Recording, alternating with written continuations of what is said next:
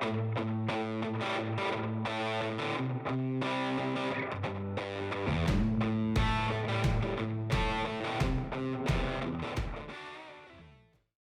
y'all, I'm Lauren and welcome to Cantina Cast. Today I'm going to be talking about the Yoda comic written by Cavan Scott. I've really been looking forward to this one because, first of all, I really like Cavan Scott's writing. Also, I'm interested in seeing what they're going to do when looking into Yoda's past. Of course, with Star Wars, like one of the unspoken rules is that we don't want to know where Yoda comes from. We want it to be a mystery, or at least I do. Maybe not everybody feels that way, but I like it that that's kind of like one of the secrets of Star Wars.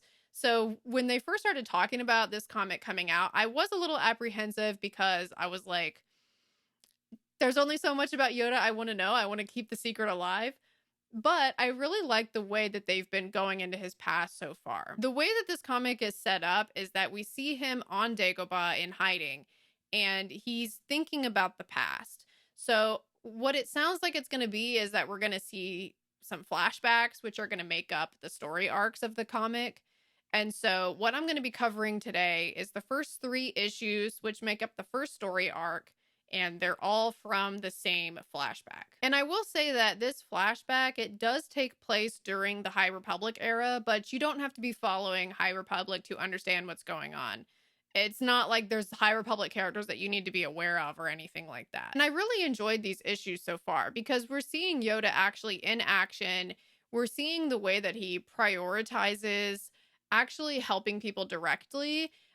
He does kind of butt heads with the council a little bit in these because his priorities are just different than theirs. He's not as concerned with the practicalities of the council duties. He's more concerned with that taking a direct role in actually teaching people and helping people learn how to help themselves. And so I'm just going to go through and explain the plot of each of these issues, and I'll put the issue up on the screen that I'm talking about as I'm talking about it, so that way you can tell like where I'm at. So when we start in the first part, which is called The Coming of the Jedi, we see that Yoda is on Dagobah and someone is talking to him, but we don't see who it is. I think it might be one of the characters from this first flashback, but there's no guarantees of that. We don't see or get any clues as to the identity of this person. It's just someone trying to talk to Yoda and is like trying to get him to listen to him, and Yoda's like, don't talk to me right now, I'm meditating. When this person is talking to Yoda, it gets him to thinking, and he's reflecting on some of his memories of when he helped the Sculvey people who live on the planet Turak. And at the beginning of this flashback, we see that the Sculvey are people who live on a little island village who they keep getting beat up on by a rival clan who keeps raiding them. And they have pretty much no defenses, no means of trying to fight back. This is just a pattern that it seems like has been going on, and they don't really know what to do about it. When this is going on, there's a kid named Bree who sends out a distress signal, I think just to anyone who is listening, and the Jedi Council actually received the signal. And Bree is begging for someone to come help them. And there's some members of the council that are like, we have duties here on the council. We like, that's awful that these people are being subjected to this, but like, we can't personally go run and stop every single issue that's going on in the galaxy. But Yoda is very much like, well, we have the means to do something about this, so we need to go help these people. And so Yoda decides to personally go to the Sculvey, and the council is kind of like, we need you here, because at this point Yoda is Grand Master. And so they're much more concerned with Yoda's duties for the council, but Yoda's more concerned with, this is where the Force is sending me, and this is what I need to be doing right now. The council and Yoda do kind of butt heads on this issue a few times because the council has a hard time understanding why Yoda is prioritizing the things that he prioritizes. I feel like in High Republic, we're seeing like Yoda keeps disappearing, like, and it's like, why does he keep doing this? Where is he? And I guess it's because he's doing things like this, you know? So he goes to the Sculvey, he stops the raid that's currently going on. He scares off all the Cruel Khan by fighting them off, but he doesn't actually kill any of them. But the kid, Bree, that sent the distress signal, he gets a hold of one of their weapons and he's about to kill one of the Cruel Khan. And Yoda stops him and is like, this isn't the way that we're going to do this. Like, we're going to let this guy go. And Yoda just scares them all off to the point that they're all like running away from the island screaming, but he doesn't actually end any of their lives. And after this situation, Yoda decides to stay on the island for a while and help them actually establish peace for the long term. And when he breaks this news to the council, they're kind of like, there's one master that has doubted Yoda about his decision making, Master Veeder. And when Yoda breaks the news, he's kind of like, okay, how long are you staying? And Yoda's like, I'm staying as long as it takes. And so that issue ends with, we see Yoda and Bree sitting by the fire, talking about how they're going to help each other learn. And Yoda's going to learn the ways of the people, and Bree is going to learn from Yoda as well. But during this same conversation, we see that one of the Cruel Khan is watching them from the distance through some binocs. So it's clear that these raids are not over quite yet. In part 2, which is called The Raid, we start off with the Jedi Council is once again trying to remind Yoda that he has council duties that they want him to attend to. And Yoda is again like sticking to the commitment that he made to the Skalvi. And he's like, it is not time for me to leave yet. We still have work to do here. This is the priority right now. And one of the examples of how he's trying to help the Skalvi is there's one part where they're building a watchtower. So that way the Skalvi will be able to see the Cruel Khan coming from a distance. And when they're building it, Bree makes a joke to Yoda like, well, if you just use the Force, then we'll have this watchtower built so much faster. And Yoda doesn't want to do that. He's very much wanting to make sure that the Skalvi are doing this for themselves, so that way they know how to do these things for the future. And to me, I also got the sense that part of the reason he wants them to do it for themselves too is so that way they know that they're capable of defending themselves and they don't have to rely on an outside person to do it for them. And soon after this, the Cruel Khan do come back again. And this time the watchtower didn't see them because they came through like from the jungle rather than from the water. And when this happens, you do see that the Skalvi, they are getting better at dealing with these things. But right after the raid is over, the Skalvi realize that Yoda has disappeared. Which, I mean, you have to just laugh because Yoda is always just like ditching.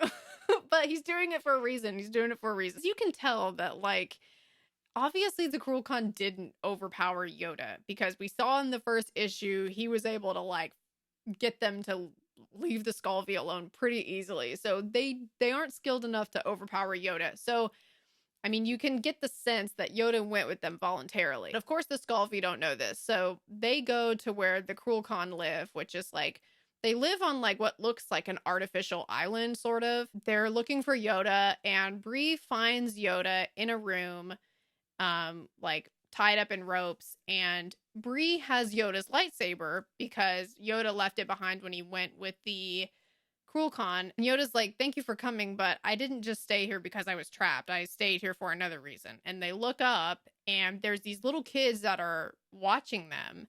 And you can see that they're starving, they're suffering, they don't look good. And so this angers Bree because what Bree sees, he interprets as the Cruel Khan are doing this to their children because they're just ruthless animals, is what he calls them. So when one of the Cruel Khan comes in, who was like one of the leaders of the clan, he comes in and catches Yoda and Bree. And Bree is still holding Yoda's lightsaber at this point, and he reacts with rage.